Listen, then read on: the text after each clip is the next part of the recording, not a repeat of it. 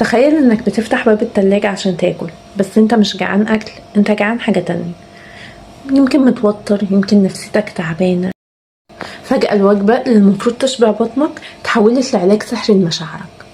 كم مرة قلت لنفسك هبتدي دايت من بكرة، ويجي بكرة وتلاقي نفسك ماسك بار شوكولاتة في ايدك وبتخلصه لوحدك.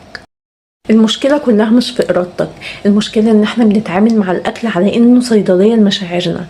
النهاردة أنا جاية برضو مش عشان أوريك تاكل إيه وما تاكلش إيه، أنا جاية عشان أقولك حاجة واحدة.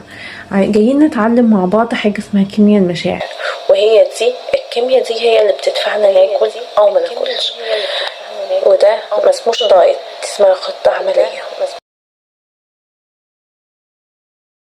اهلا بكم في قناتكم نيوتريشن توكينج، المكان اللي بنفهم فيه جسمنا وعقلنا. النهارده هكلمكم عن الايموشنال ايتينج او الاكل العاطفي.